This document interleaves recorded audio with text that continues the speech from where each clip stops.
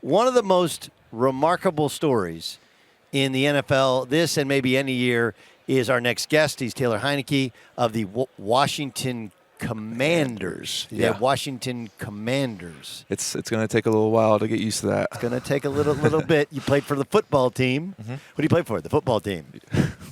But now you play for the Commanders. Your story has been pretty well documented, but I think sometimes it's bits and pieces to it. Okay, so played at Old Dominion, and then what happened? But Old Dominion had a great 4 years there, and then I was coming out. I thought I put good enough numbers to go to the Combine. Wasn't invited there. Had a pro day. Only one coach showed up. Who? Coach Scott Turner. From where? Oh, offensive coordinator. So that's Norv Turner's son, who's now your offensive coordinator with the Commanders. With Commanders, right? Yep. Right. That's crazy. Yep. And he was. What is that? Take me to the emotions of it. Okay, so I'll give you. I played at Oklahoma State. I get done. I have dreams of go. I go to the. They have one tournament in Virginia, and then they used to have the Chicago pre-draft. Didn't get invited to the Chicago pre-draft. So then I go to the USBL, but everybody is going to these private workouts. I don't get one. So I remember emotionally what it felt like for me. Mm-hmm. Okay, football is a little different. Not getting to the Combine, and then you have a pro day and one guy's there. Mm-hmm. What was going on with you emotionally, internally, and in your brain as well? At first, you get kind of upset. You feel like you've done enough to get more, attention. But at the same time, it was just another step of my journey to where you only need one person to believe in you. Sure. It was kind of just like you go back to high school. I had some good numbers going up and didn't get an offer till late my senior year, and it was Old Dominion, so I committed. Same thing with, pro day. Coach Scott Turner comes in. I was like, you know what? If I just make him a believer and I get my chance, that's all I can ask for. And, it's kind of been that way for, my whole career. I was out of the league with the XFL, and then, here we are. Well, but you're kind of skipping steps on me. So you go to Carolina, yep. right, where he is? Well, first I went to Minnesota. Okay. Yep. And I was there for two years and then a training camp. So who's the starter when you're in Minnesota? When I got there, it was Teddy. Okay. And then Were you there when he tore his knee? I was. That was my second year of training camp. And it is interesting that he then goes and replaces you in Carolina, right? Yep. Like that. That's interesting. I remember when that happened. Like I remember where I was, and one because some of the GMs I know, everyone likes generally, and that's not no BS, right? Yeah. Incredibly likable dude. Absolutely. But it was also like, was it really the last series or even play of training camp? And he just dropped back and his knee blew up? It was literally 2 or 3 days before the last preseason game, I believe. And it was like he wasn't going to play that game anyway. So we were just trying to get him some nice reps for the week 1 thing. And it was literally probably the last team rep. And he does a play action, and next you hear like 2 heels click like cleats. And then he starts screaming, and you look down and you see his leg in a way it shouldn't be. And a lot of people saw that, and some people were puking, some people were crying. It was just it was a tough scene. Okay, so Case is there, right? Case comes the year after that. Okay, wait. So that's the year that we went and got Sam Bradford. Okay, but you're there, and were you practice squad or full squad? Well, I had a little off the field injury that off season, so I was in a boot. What'd you do? Come on, dude. It's like we're kind of past it now. Yeah, you're right. I was locked out of my house, and I thought I could kick open some French doors, and my foot. You're trying to break into your own house? I did, and it went right through a glass panel, and it cut up my peroneal tendon. Oh, wow, that's a lot of blood. Yeah, lots of blood. So I mean, you're probably thinking to yourself. I mean, again, I don't want to put thoughts in your head, but like I bite, scratch, claw to get to the NFL, and then I cut my leg off, almost cut my leg off. Yep. Right? That's one of those. The self-inflicted wounds are the worst wounds because you have nobody to blame but yourself. Exactly. And you go to bed at night, you put your head on that pillow, and you're like, what the hell? You just keep thinking about it. So I'm just happy. So at that time during training camp, you're still in a boot? It was that time during training. I didn't get out of a boot until maybe week 2 or week 3 of that season. So you're probably thinking to yourself, like, if I would have remembered my key, I would have got a chance to play. Yep. Instead, they trade for Sam Bradford. Yep. Okay. So what'd you learn from Sam? A lot. Sam was kind of went through the ringer at that point. He was in the Rams. He was with the Eagles. He was getting a lot of, criticism from here and there. And he comes in the first day. I remember watching him throw the ball, and I was like, this guy is probably the most talented thrower I've ever seen in person at that time. Crazy accurate, too. Crazy accurate, lots of velocity on the ball, and it looked effortless. And it's not like this guy is 6'4", 230. Right. The guy was 6'4", maybe 205. Right. He was like a twig, but he can roll with it. He can spin it. Very smart, good leader. Learned a lot from him. So we still keep in touch a little bit. How'd you get to Carolina? So So Minnesota, okay, and then the next year it's Case, and you guys go on that incredible run, right? Yeah. So that next year I was actually battling with Case to get that backup spot, and Case beat me out for it, and I got cut after that training camp. And Case is I've known Case, followed him obviously in college, like very similar, right? About similar size, similarly athletic. Yep. Unbelievable 15-year college career. Yep. Right? Like he's a doctorate 2 times over at Houston. No, seriously, 6 years though there. So there's a lot of similarities. And you're battling when he beats you out for the backup spot.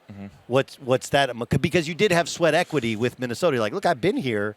What did you think? Well, the biggest thing was, that year previous to it when Sam was there, Norv Turner had a little he left halfway through the season. And then, obviously Scott left that next year. So, the guys that kind of brought me in weren't there anymore. And I knew it was an uphill battle. And, Case beat me out fair and square that training camp. He balled out, and you saw what he did during that season. He led them to, what was it, the NFC Championship game? NFC Championship game. Yeah, and where were you doing the Minnesota Miracle? I was watching it in Houston because at that time I was in Houston. Just finished our season, and I remember watching that, and my jaw hit the floor when that happened. And it could have happened to a better person with Case Keenum and then Diggs as well. I came in with Diggs, and he's kind of the reason why I'm still in the NFL. But that's interesting, though. Was there any that could have been me? Yeah. It's real. But, I don't go back and look at that. I am where I am today because of that stuff that happened. No question. And you had a cup of coffee in New England. Were you around the GOAT at all? Oh, yeah. I don't know if you heard this story, but no. First day I got there, it's a Saturday morning. They signed me Friday. First day was Saturday morning. I was like, I'm going to be the first one in the facility. I'm going to make a good impression. I want to be here for a while. This is October of 2017 for people who want right? So we're in the season. This is not preseason. Yep, we're in the season. And I walk in, and I'm going to be the first one in the quarterback room. Walk in at 5:15, and Brady's already in there. Cup of coffee, feet up, watching film on a Saturday morning. And I don't know if people know, but Saturday mornings are usually late mornings. You come in, it's kind of a walkthrough, and then you travel. This guy's in there at 5:15 watching film, and I was like, God dang, this is cool. The black coffee? Black coffee. Black coffee? Yep. So now immediately you're like, I'm going to get a black coffee too. Yeah. I'm going to do whatever Tom does. Absolutely. Yeah, but he has his own little routine. He's got that TB12 diet going on. I don't know if I could do that. Lots of shakes and stuff. I like my red meat and potatoes. Okay, so was he cool? Did he introduce himself, or were you just, I don't know who that guy is and I don't really care, and he just kind of? I introduced myself, but it was his reaction was funny because he kind of turned around and looked at me like, who the hell are you? Yeah. And because I'm sure he's seen a lot of guys come in and out. I'm like, hey, Taylor Heinicke, new practice squad quarterback. Nice to meet you. And he's like, take a seat. So I just took a seat in front of him. We watched film for maybe 30 minutes, and I kind of just picked his brain a little bit. That's a pretty cool deal. Very cool. I was there for 3 weeks. Cool 3 weeks. What did you learn from him? When you're watching him play, and 10 years from now, your son goes, Dad, what was Tom Brady like when you were there? What would you say? It's the details that makes him great. I remember Tuesday afternoons we would have meetings with him and Coach Belichick, and they would go through every single person on their defense, talk about where they grew up, if it was a single-family household, what they studied in college. They have a boyfriend, a girlfriend, kids, everything. So, and then we watched like 15 clips on each person. I'm like, this isn't the same from anywhere else I've ever been. So it's stuff like that really speaks to you. So you go to Houston. Mm-hmm. Is that Bill O'Brien was there? Bill O'Brien. So of course, obviously, that's the part of the New England guys probably said, "Hey, this is a good guy to have. Mm-hmm. He can play a little bit." And they had a bunch of quarterback stuff, right? Savage went down. You had T.J. Yates. They're kind of running through quarterbacks. Mm-hmm. What was your experience there like? That was a lot of fun. Again, OB kind kind of coming from the New England branch and picking his brain, I liked him a lot. But yeah, I came in and Tom Savage was having those concussion issues, and TJ Yates is, kind of from the same area I was in Georgia, so we kind of hit it off and had a good relationship there. And again, was not expecting to play when I went to Houston, and then sure enough on Christmas Day, TJ Yates goes down and I'm thrown in there and playing on Christmas Day. That your first live reps? First live reps. What do you remember? Remember my first completion being to Will Fuller for 10 yards, and then hand the ball off a lot. We were moving the ball, and the next thing you know, I get sacked, and the people upstairs thought I had a concussion. So that kind of ended pretty short. At least you do, in fact, remember it. Even though you had some sort of concussion, you actually remember the snaps. Absolutely. So, I remember the snaps. Did you, at that point, now you started in a playoff game, right? Now you're a different guy. Mm-hmm. And you've been through a lot, but early on, like is there ever a moment where you're like, yeah, I made the NFL?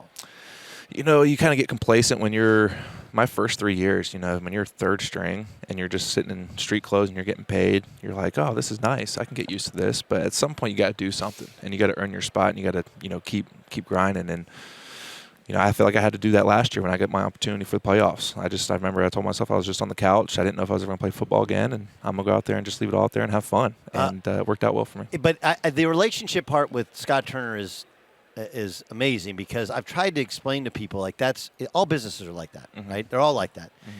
And it's no different in coaching and GMs. Like, these guys, they have relationships. That's how you got to Carolina. Mm-hmm. And you had the one guy who believed in you, and he happened to have the chance to play you, and now you get to be a starter with the Carolina Panthers. How crazy is that the one guy mm-hmm. who's at your pro day happens to be an offensive coordinator of the Carolina Panthers? Yeah, it comes full circle, and it was I think 5 or 6 years at the time that I was in the league, and I finally got my first start. So it didn't go the way I wanted to. Tore my tricep, but it keeps going. Like, you kick your foot through a window, then you tear your tricep. Okay, so the story I read was you were going back. You were teaching math. Taking math classes. Taking math classes, uh-huh. And it was your trainer, your workout guy who you've been with forever, mm-hmm. who was the guy who kept pushing you, right? Yep. What's his name? Earl Williams and Joel Seedman. So, and you're like, I don't know. And they're like, bro, keep pushing. But that's the hardest thing for any athlete when you're not you've been a part of your team your whole life, yep. And you got to just see a possible future. And how'd you do it? Where'd that strength come from to keep pushing? To be honest with you, there was a lot of times where I didn't want to go work out. And I found a real joy in going to the gym just to stay in shape, but then training like high school kids and training college like JUCO kids. And when they went out there to train, I would train with them. I would run routes with them to stay in shape and stuff. But that's how I really kept on going. I never thought I was going to play again. I was going to train these kids. I saw them getting better. I liked it. I was like, maybe I want to get into coaching. And then sure enough, me doing that and staying in shape and being ready turns into a playoff game. Yeah, it's a playoff game against Tom Brady. Against Tom Brady. When you hugged him afterwards, because he did stay on the field for you. He doesn't for everybody. Mm-hmm. Stayed on the field for you. Did he remember you from that black cup of coffee? I don't think so. That's awesome. That's amazing. When half of his life he's playing in the NFL, I'm sure he sees lots of people come in and out the door. That's really incredible. Yeah. So I know you don't want to take a victory lap, mm-hmm. but like, you're starting quarterback in the NFL, mm-hmm. right? You're surviving mm-hmm. in a sport where there's new dudes coming in every year. What's next for you? I think the biggest thing now is, the biggest question mark coming into this year was, can he play and can he stay healthy? And I think I checked both those boxes this year. COVID. Yeah. Except for the Rona. Exactly. Only the Rona can shut you down. But yeah, I think I checked those two boxes. Now for me, I just want to keep getting better. And whether that's starting or being a backup for somebody, I want to bring some value to a team, help them try and go win a Super Bowl. That's the main goal. So for me, just stay in this league as long as you can, keep playing football as long as you can. It's the love of my life. So, that's my goal. How tall are you really? 6'1". Okay. If there's a 6'1" quarterback out there that doesn't have many scholarship offers, what's the message? What's the message to somebody in your position or a youngster in any sport who's being told, hey, you might not be tall enough, you might not be good enough? Mm-hmm. What's the message? The message is all it takes is one person. And there's a lot of people out there. And another thing, too, is you might not get offers from SEC, ACC, big-time schools, and that's okay. If you're good enough to be in the league, they're going to find you, and they're going to get you. So if you're undersized, you're being told you're undersized, or if you can't do it, just keep working at it. Dedicate your life to it, and try and go achieve it, because I'm not the only one in the league that's done it. There's lots of guys out there, and so again, for those guys out there that don't think it's looking too good, just keep working. If you're good enough, they'll find you. Well, they definitely found you, and you have made the most of it. I'm honored to have you on. I'm amazed by the story, but even more amazed by your persistence. Thanks so much for joining us. Thanks. Appreciate you having me.